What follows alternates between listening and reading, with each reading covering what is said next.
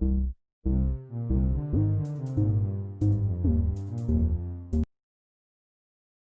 your girl Lex, and welcome back to another episode of Chatting with Lex.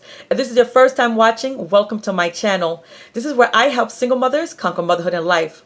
So go ahead and click the subscribe button and the notification bell so you're always notified whenever I upload a new video. And go ahead and share this video with a friend. Let's encourage a single mother today. So if you're watching this video, you're watching it because you either have gone through a divorce, going through a divorce, in a separation process, or you ended a relationship with the father of your child or children. Whatever the situation may be, we know that the process is never easy. Never easy. So, but we want to know how to have life after the divorce, how to conquer the experience that we just went through, and how to live life to the fullest.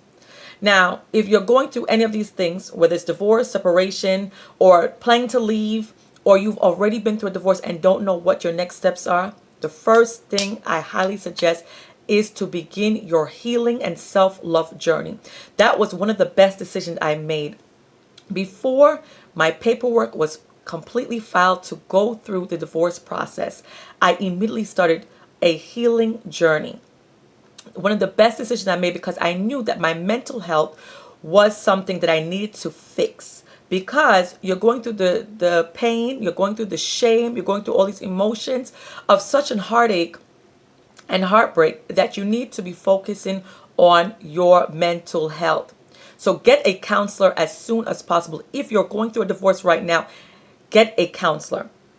That is one of the best things you can do for yourself, because if you're not mentally and emotionally stable, your children will not be. So it's like a domino effect. So get a counselor or a outpatient social worker, whatever you have access to. Right now we're under a quarantine due to the pandemic, so you can do these things online. While you're doing that, in conjunction of getting a counselor, combine it with a self-love journey. This is where you're looking at either YouTubers or authors that teach you how to love yourself. It reminds you of who you were created to be. So one of the individuals that I love listening to is Bishop R.C. Blakes.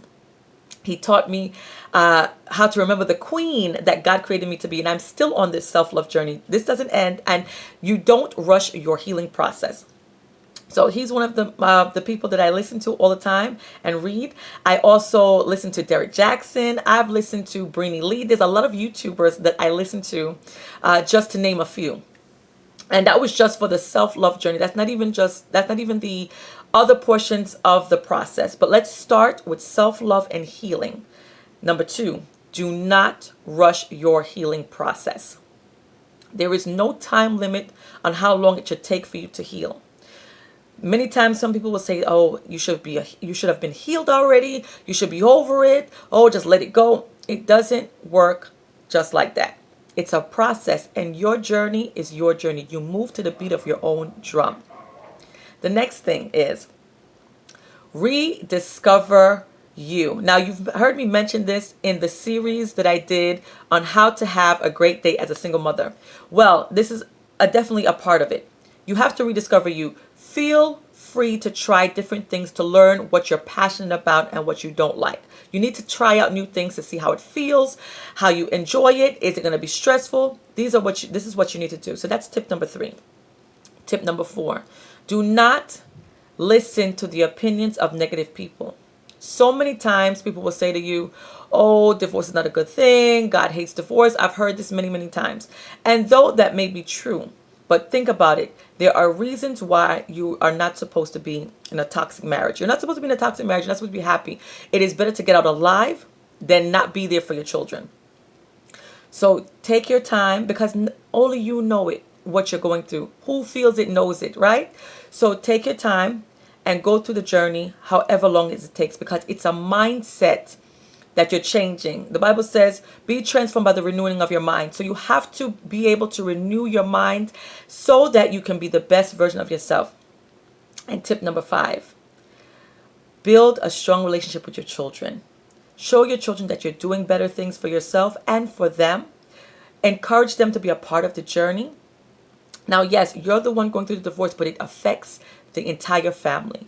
So do fun things with them, learn ways on how to build stronger relationships with your children, learn ways on how to have more time with your children, how to balance these things out. Now, balance is not easy, but I learned from one of my mentors, Lisa Nichols, that balance is a myth, but harmony is what you want to have. So you want to have harmony within your household, because if you're going to balance things out, that means that each thing in your life must have an equal percentage, which is not possible. But we can create harmony by doing little things and creating time frames of when we're going to do certain activities with our children. We're going to do certain things for ourselves.